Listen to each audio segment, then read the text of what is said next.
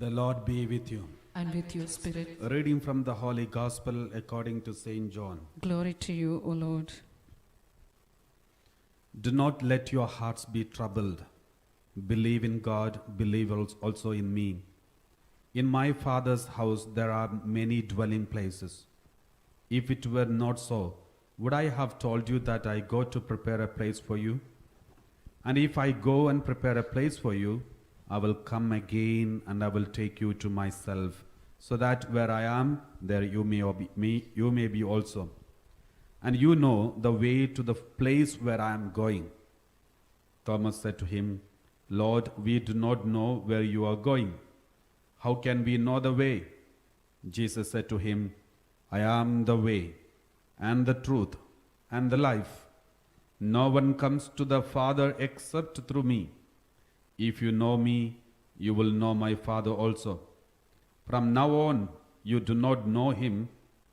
You do know him and have seen him. Philip said to him, Lord, show us the Father, and we will be satisfied. Jesus said to him, Have I been with you all this time, Philip, and you still do not know me? Whoever has seen me has seen the Father. How can you say, Show us the Father?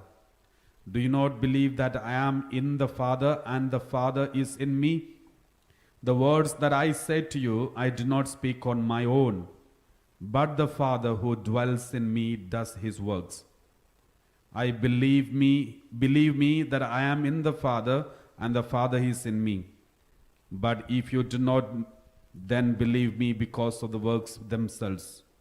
Very truly I tell you, the one who believes in me will also do the works that I do, and in fact will do greater works than these, because I am going to the Father. I will do whatever you ask in my name, so that the Father may be glorified in the Son. If in my name you ask me for anything, I will do it. The Gospel of the Lord. Praise to you, Lord Jesus Christ. Please be seated.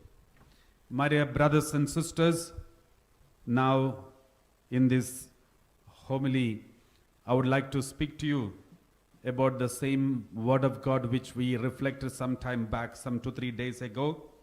That is, Jesus said, in today's Gospel we read the same passage. Jesus said, I am the way and the truth and the life. I am the way, the truth, and the life. No one comes to the Father except through me. No one can come to the Father except through me. This word of God is very important, my dear brothers and sisters. We are living in a multi-religious context. We are living in a world where there are so many religious ideologies, so many people who follow many types of gods and many types of beliefs. Therefore, unknowingly or knowingly, we, the Catholics, also kind of cultivated a kind of new philosophy or new ideology to tolerate and compromise the teaching of the church. Compromise the teaching of the church, especially with regard to this word of God. There is no salvation, but salvation only in Jesus. There is no way to the Heavenly Father, but the only way to go to the Father is Jesus Christ. We cannot, as Christians, teach that there are so many ways in this world to go to God, and one of those ways is Jesus. We cannot teach like this, because that is against our basic Christian Catholic faith. So the most important faith for which Jesus lived and died, the most important faith for which early Christians lived and died, all the martyrs in the Catholic Church lived and died, is this: there is salvation in no one else but only in Jesus Christ. No one can go to the Heavenly Father except through the name of Jesus, through Jesus. So, my dear brothers and sisters, we have to remember we should never compromise the teaching of Jesus. We should take the teaching of Jesus as it is, as the teaching of the church. The church always teaches the truth in the Bible. So we should never compromise with that. No compromise at all. This we have to keep in our mind. Nowadays, we have a tendency to compromise the teaching of Jesus in many ways. Most of the teachings of the Bible, we compromise, we interpret in such a way that it is adapted according to our own taste and desire. This tendency is not only the modern tendency, but this tendency was there in the beginning, in the first century itself. That is why Saint Paul has written it down many times about this danger of compromising the teaching of Jesus. This danger of compromising the teaching of Jesus, Saint Paul has already written down. Let us read 1 Timothy chapter 4 verse 1. 1 Timothy chapter 4 verse 1. Now the Spirit expressly says that in later times, some will renounce the faith by paying attention to deceitful spirits and teachings of demons.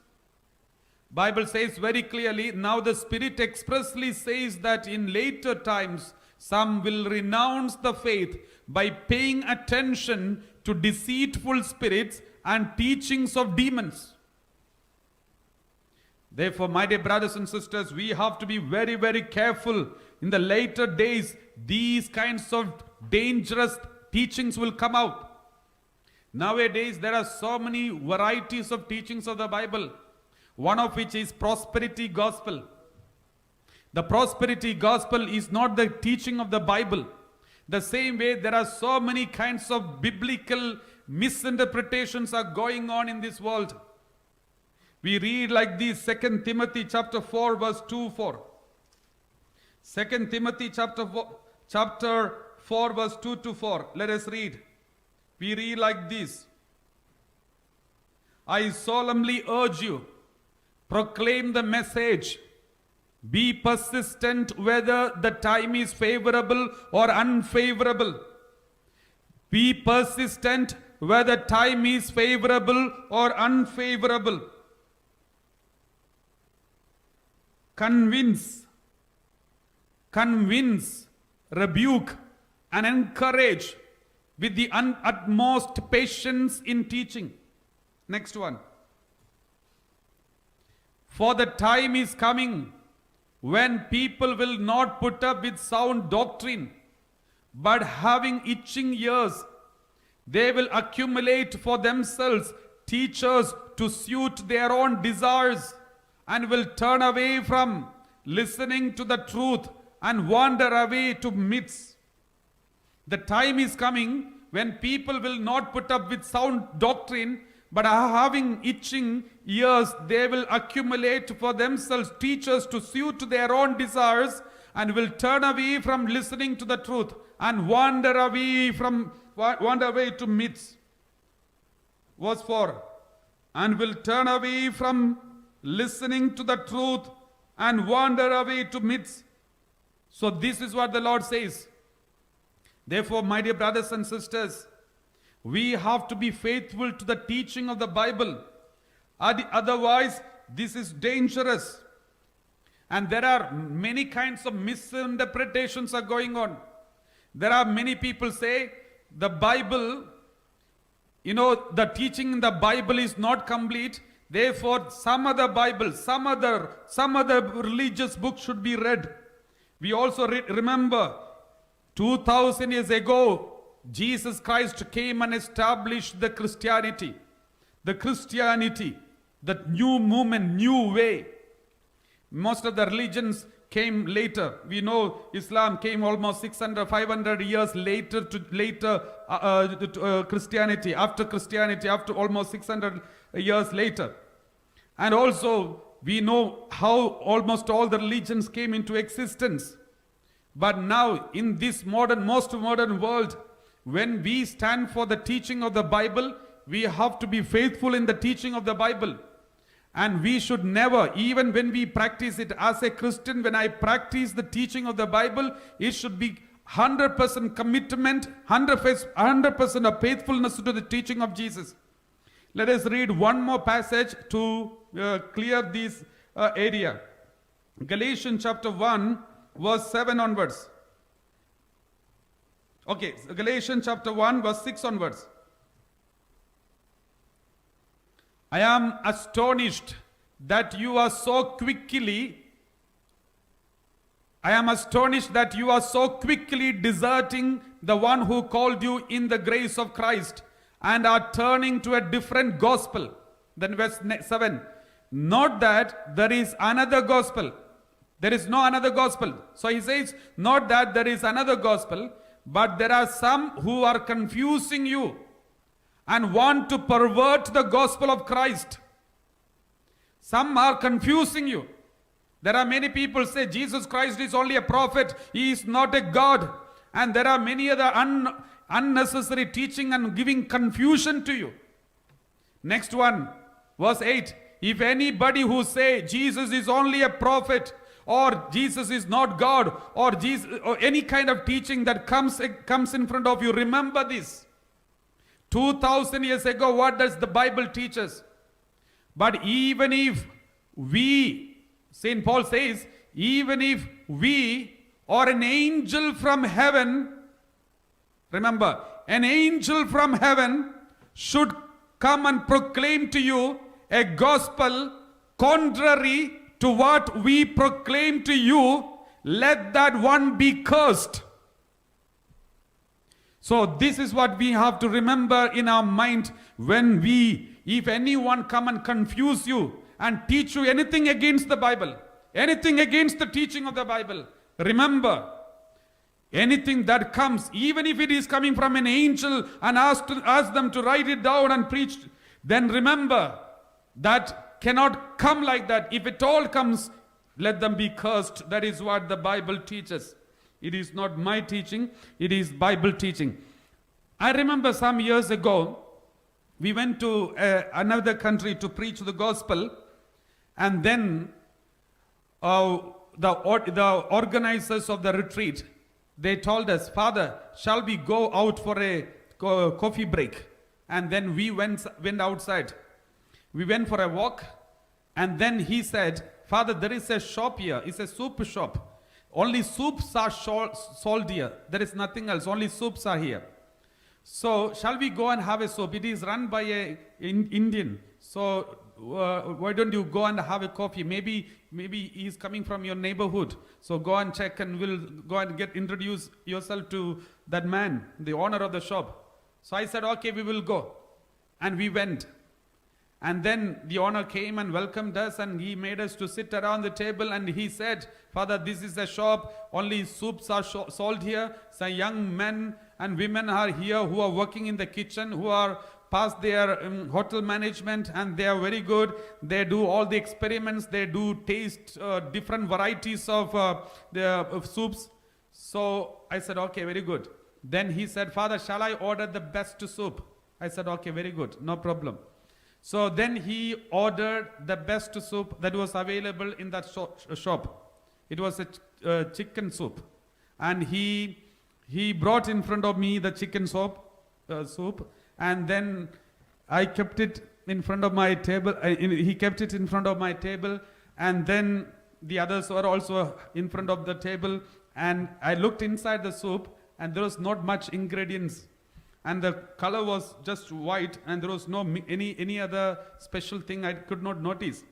So I looked around on the table, and then I saw on the table there was tomato sauce, pepper, chili, the salt, and so many other ingredients kept on the table. Then, as usual, it's our normal custom. I started taking one by one. First, I took some pepper, and then I took some sauce, and then I put some salt, and then there was some other sauce, chili sauce, and many other sauce. I started mixing everything and made the soup very colorful. And then I started tasting it. And the owner of the shop, he was watching me drinking this soup, and he was shocked. when he saw me putting all these ingredients and making a different soup, he asked me, Father, with lots of difficulty, after lots of experiment, with so many people tasting, at the end we came up with a very good soup with the bestest taste. But when it is provided in front of you, you did not even taste it, but instead you started putting all these ingredients and made another soup and you are tasting it. And then he said, Father, this is not the soup we gave you. This is your soup. And then I opened my eyes. And only then I realized I am making my own soup in his shop.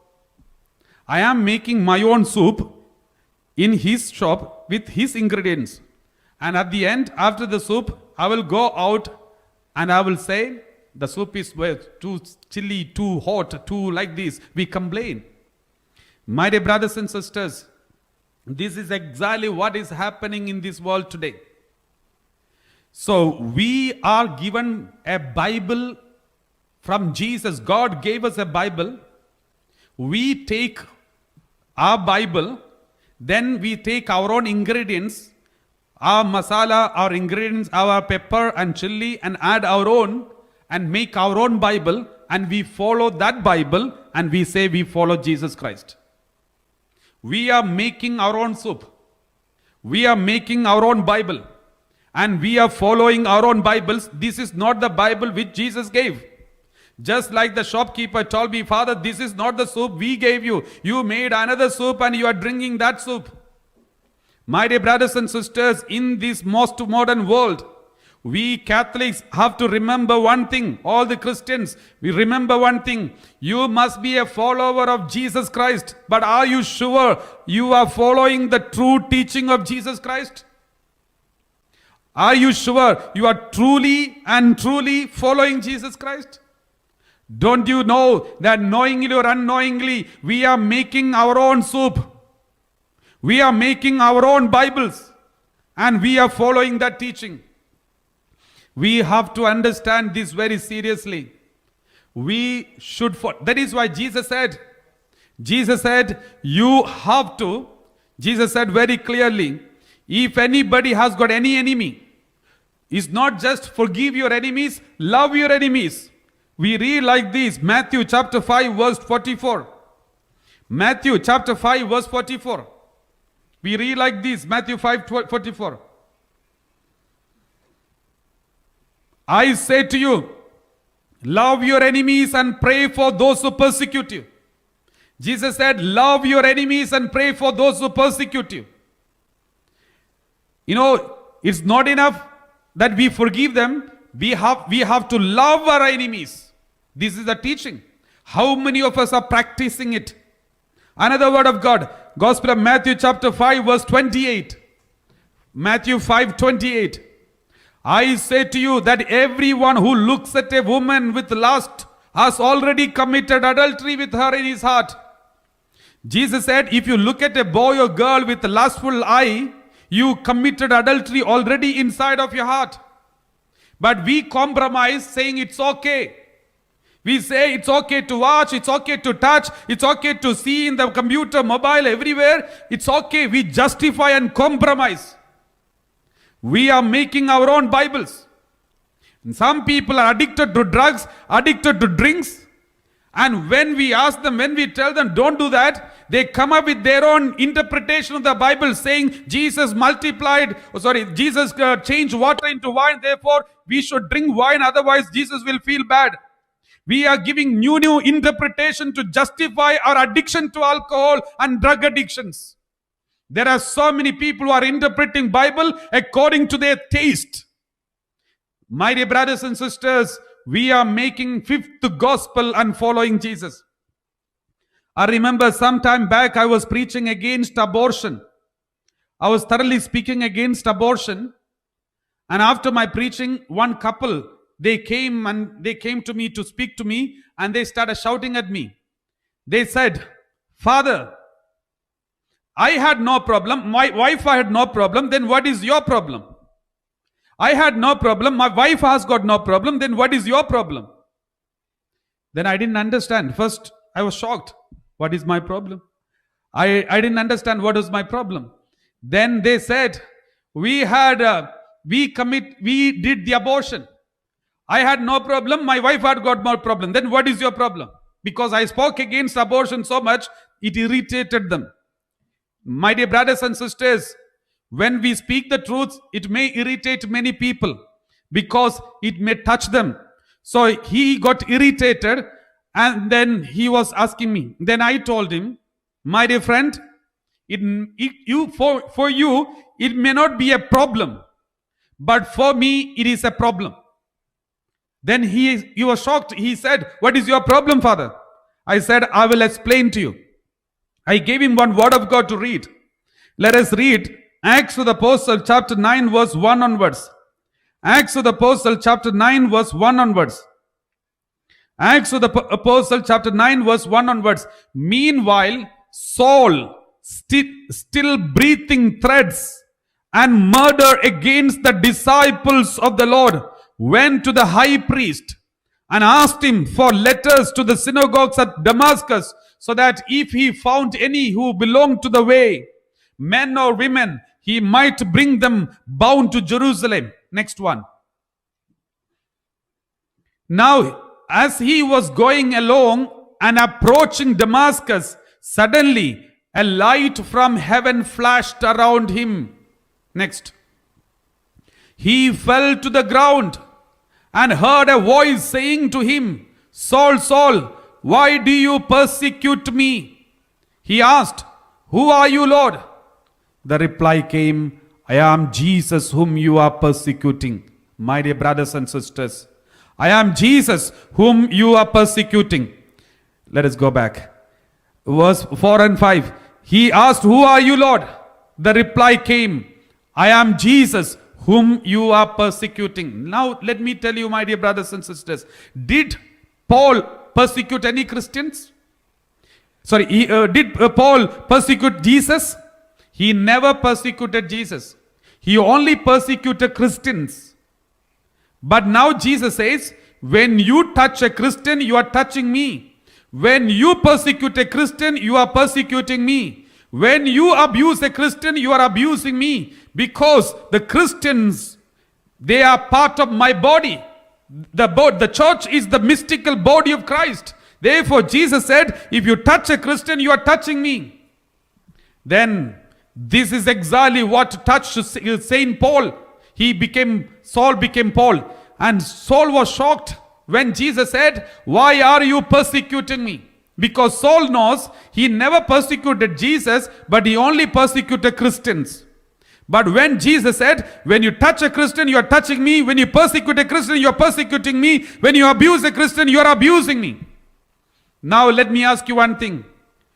We, the Christians, remember, if somebody from outside persecute you or me, they are persecuting Jesus Christ. That is, we all know that. We are 100% sure. Now, let me ask you a second question. What about when a Christian persecute another Christian? When a Christian persecute another Christian? When a Christian abuses another Christian? When a Christian hurt the other Christian? The answer is, still you are persecuting Jesus Christ. Still you are persecuting Jesus Christ, because that is more painful for Jesus than the other one. When a Christian persecute another Christian, that is more painful than the other one. Than a non-Christian persecute Christian.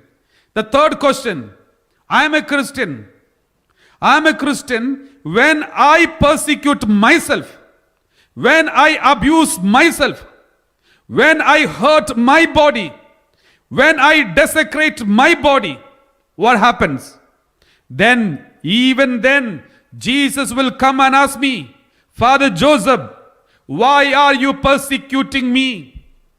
Why are you persecuting me? My dear brothers and sisters, this is very important. When a non-Christian or somebody else abuses or hurt a Christian, they are persecuting Jesus Christ. That is what the Bible says. If that's the case, a Christian persecute a Christian, they are still persecuting Jesus Christ. Then, as a Christian, when I abuse myself and persecute myself, Jesus will come and ask me, Father Joseph, why are you persecuting me? This is very important, my dear brothers and sisters. So I told this couple who came and shouted at me because I spoke against abortion. I asked them, you committed abortion, you too, you are Christians. And you both decided to commit abortion, secretly you did it. But don't you know, when you are a Christian, you are part of the body of Christ in which I am also part. You are part of a body of Christ in which I am also part. Therefore, when you hurt my body, that is the body of Christ, it hurts me too. Therefore, I have problem. My dear brothers and sisters, no sin is an isolated individual sin. Every sin is a social sin. Even if you commit a sin secretly in your private room, locking your room and locking it with the 2 keys, but still if you commit the sin inside of your room, remember, it affects the body of Christ in which I and you all are participating. We are part of the body of Christ. Let us read some passages from the Bible. 1 Corinthians chapter 12 verse 27. 1 Corinthians chapter 12 verse 27. Now you are the body of Christ and individually members of it. You are the body of Christ and individually members of it. I am the body of Christ. You are the body of Christ. Your neighbor is the body of Christ. All the Christians, all those who participate in Jesus' body through the baptism and sacraments, we are all one body of Christ, individually members of it. Therefore, if one member is suffering, if one member is committing a sin, it affects the whole body of Christ. I am also a member, you are also a member. Therefore, it affects all of us. Let's read 1 Corinthians chapter 6 verse 15. 1 Corinthians chapter 6 verse 15. We read like this. Do you not know that your bodies are members of Christ? Should I therefore take the members of Christ and make them members of a prostitute? Never. If I commit a sin of adultery or any kind of unholiness, remember, I am a member of the body of Christ. He is committing a sin of adultery or unholiness. It will surely hurt and persecute Jesus Christ. And thus it hurts the Holy Catholic Church. And it affects all the Christians in the world. Therefore, no sin is a secret sin. Every sin is a social sin. Every sin is a social sin. It affects, even if I commit a sin here, it affects somebody in Australia. It affects someone in America. It is affecting the whole world. That is why the sin is increasing so much. Let us read Romans chapter 12 verse 5. Romans chapter 12 verse 5. Let's read. So we who are many are one body in Christ. And individually we are members of one another. One of another. Ephesians chapter 5 verse 30. Ephesians chapter 5 verse 30. 30. We read like this. Because we are members of his body. Therefore, if one person committed sin, it affects everyone. If that person committed sin and is suffering because of his sin, is not only he is suffering, everybody is suffering because of him. Let us read 1 Corinthians chapter 12 verse 26. 1 Corinthians chapter 12 verse 26. Let us read. If one member suffers, all suffer together with it. If one member is honored, all rejoice together with it. If one member suffers, all suffer together with it. If one member commit abortion, secretly thinking that I am not affecting anybody, it's only my matter, it is my personal choice, it is my personal choice, it is mine. You cannot say that. As long as you are part of one human body of Christ, that is the body of Christ, we all are responsible for your crime. We all will go through the consequence of your sin. This is a mystery, my dear brothers and sisters. This is really a mystery. Do you think what is happening in this world, in all the calamities, tragedies, pandemic and all these things, is just a creation of, or God sent it or something like this? This is nothing but our own sins, the consequence of our own sins. Look at the cancer. Why the cancer is spreading so much? We know it is because of the greed of the human being. Greed of the human being. We are inviting all these calamities because of our greedy nature and the pride and egoism, not ready to follow the command of God. Even the Bible is not so important for us. We just ignore it.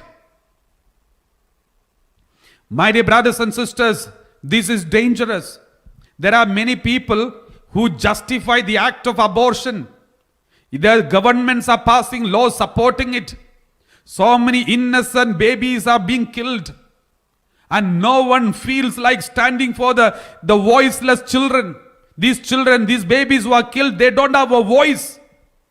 If they had voice, you will see all these streets full of these children fighting, shouting slogans against all the mothers. My dear brothers and sisters, since they don't have voice, we are suppressing their voice. Inside the womb, the most safe place in the whole world, supposed to be, most safe place in the world is supposed to be the mother's womb. We have made legally this womb a cemetery of so many children. My dear brothers and sisters, we need to stop these kinds of evil. We should never in any way support this. And I remember one day, one lady who came to our retreat center and she was crying. She was so much in depression and she was terribly disturbed and she is not able to sleep. And then she came and spoke to me. And then she said, "Father, I want to speak to you something very important." And then those days I never used to speak so strongly against abortions, because though I knew the abortion is so sinful, but there are many mothers, many women who became pregnant not because they wanted it, but because they are raped or some other reasons. They happen to be pregnant and now they had to carry that baby. So it is very painful for them. So I used to just imagine, if I am in their position, how can I accept this baby? So I used to wonder, how do I give an answer? So just since I did not get a proper answer, convincing answer, I always keep quiet about this aspect. But that is when this lady came and told me. This lady came and said, "Father, I have not seen anybody speaking against abortion. Do you all justify it?" I said, 100% we will never justify it. It's a sin. It is the teaching of the church that abortion is evil and it is criminal. Then she said, "Father, then you should speak against it." I said, "We are preaching against it. Why do you say this?" Then she said, "Father, some years ago I did abortion," she said. And she said, "I never wanted to do that. I was raped by a man. And then after some time, I hated that man. He raped me and I hated that man. And I was, later I came to know I'm pregnant. Then I was admitted in a Catholic hospital. And then when they came to know that I'm pregnant, everybody said, they showed pity for me. They said it is better abort. So I was confused. What shall I do? My relatives and family members said, "Why do you want to carry his baby? That is not your baby. Though that baby is born in your womb, you never wanted this baby. He raped you. You should not carry a baby of a rapist." So this is what my parents and my family members, everyone told me. But I was not convinced, because I know this baby is also mine. Though it is the victim of rape, but this baby is also mine. And then there was a religious nun in that hospital. She came to me to speak. After listening to my problem, the religious nun felt so bad. She also started crying with me because she could not tolerate my pain. She could not just stand by with my pain. But she said, "Daughter, don't worry. It is better you go for abortion. I can't look at you going through this pain. Better you go for abortion. It is not your child. It is of a child of a rapist. You are not supposed to carry this baby. You just go for abortion." This is what that nun told her. And then since that nun told her, she decided to go for abortion. She went for abortion. And after some days, everything was okay. But after some months, she started having guilt feeling inside. The guilt started haunting her, disturbing her. And slowly, she started losing sleep. And then slowly, she started seeing dreams. In sometimes the disturbed sleep, and in the disturbed sleep, she started seeing dreams where she's seeing this baby. And slowly it went into depression. Now she can't sleep. And she said, "Father, in order to escape from a small pain, I did abortion. But now, rest of my life, I am going through a terrible pain. Now I feel I would have chosen that pain and brought up my child. I should have chosen that pain and accepted that pain and brought up this child instead of aborting. Now, since in order to escape from that pain, I aborted the child, now all throughout my life I'm going through the guilt feeling and the pain of it. Therefore, Father, please tell the whole world, just because you are a victim of a rape or just because of a victim of something, please do not go for abortion. It is better to take this pain in the name of Jesus, as Jesus carried the cross which was not his own, but he carried the sins of the whole world, not his sin, but he carried the cross to die on Mount Calvary. If anyone who is a victim of these kinds of actions, remember, your model is Jesus Christ. Let's carry the sin of someone and go to the Mount Calvary and be a martyrdom, living martyr for this baby. Then that is far better than committing a sin of abortion and rest of your life for living in guilt feeling. My dear brothers and sisters, there are so many things. The world will convince you with many wrong things.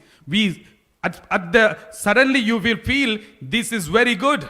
Suddenly you feel this is the truth. Suddenly you will feel it is attractive. My dear brothers and sisters, every sin comes like this, very attractive at the first sight. At the first sight, it is very attractive. We read Genesis chapter 3, verse 6. Genesis chapter 3, verse 6, we read like this.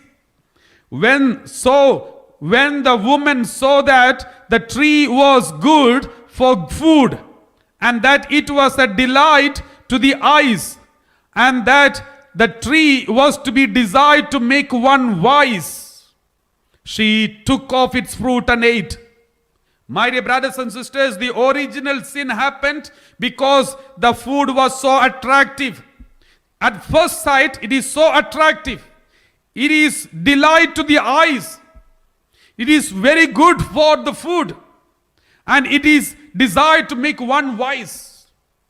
But permanently, it created an original sin on humanity, a permanent scar on the humanity. What is that permanent scar? Original sin. The devil is crooked. He will hide what is going to affect you permanently, but he will show you the instant pleasure in front of you and attract you. Instant pleasure in front of you and attract you. But he hides in front of you the permanent scar that is going to affect in our human body. My dear brothers and sisters, that is why one thing I always remember, sometimes my preaching is not so pleasing to the ears of many people. And sometimes it is not easy to preach these things because I know that there will be so much of criticism and all these kinds of things will come against me. People may not be happy to listen, and people will cut off their relationship, and people will be irritated. People will be criticizing against me if I preach all these truths of the Bible bluntly. But one thing, always I remember the word of God. Psalm 69 verse 6 and 7. Psalm 69 verse 6 and 7. We read like this. Do not let those who hope in you be put to shame because of me.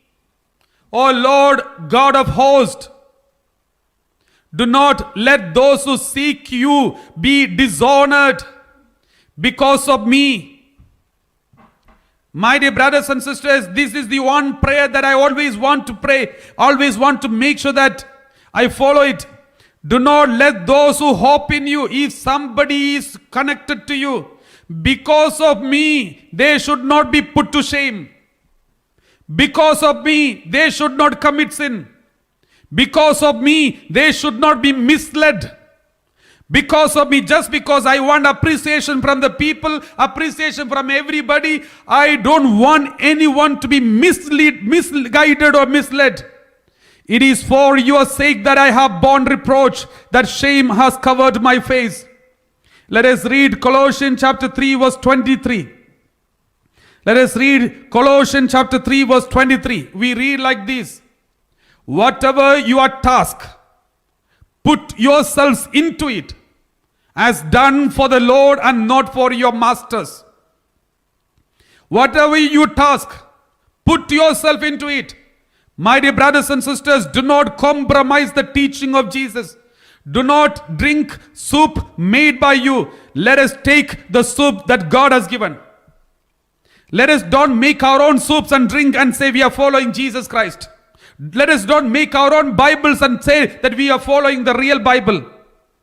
Whatever your task, put yourselves into it, as done for the Lord and not for your masters. Verse 24. Since you know that from the Lord you will receive the inheritance as your reward, you serve the Lord Jesus Christ.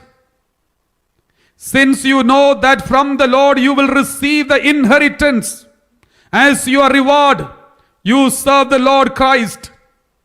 We read 1 Timothy chapter 1 verse 12.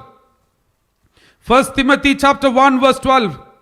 I am grateful to Christ Jesus our Lord, who has strengthened me because he judged me faithful and appointed me to his service. My dear brothers and sisters, every Christian is called to be the faithful appointed servant of God. Please make sure that you don't compromise the teaching of Christ. We should never water down the teaching of Christ just because we want to please some masters. This is very important. If you serve God with a faithful heart, undivided heart, with commitment, then we read John chapter 12 verse 26. John chapter 12 verse 26. Whoever serves me must follow me. And where I am, there will my servant be also. Whoever serves me, the Father will honor. Whoever serves Jesus 100% with commitment and faithfulness, without compromising, without making their own soup, without making their own fifth gospel, and follow the teaching as it is taught by the church, just follow it 100% with commitment. The Lord says, whoever serves me with commitment, faithfulness, 100% faithfulness, the Father will honor them. God will honor them. Father, the Heavenly Father himself will honor them. My dear brothers and sisters, as we are going to continue this Holy Eucharist, let us examine our conscience and see, how do we follow Jesus Christ? Are we making our own soup? Are we making our own gospels? Are we compromising the teaching of Christ? Are we just changing according to the intention and taste? We are reading the Bible according to our taste. Let us examine our conscience and see. If we are doing the same, let us say, Lord, I'm sorry for compromising your teaching, Lord. Lord, you have taught us many things in the Bible, but we have only taken what is pleasing to us, what is possible for us. What is not possible for us, we just ignored it and it just kept it away from us. And we think now we are a very good Christian. But now we know through our behavior and actions, we are in fact persecuting you, Lord.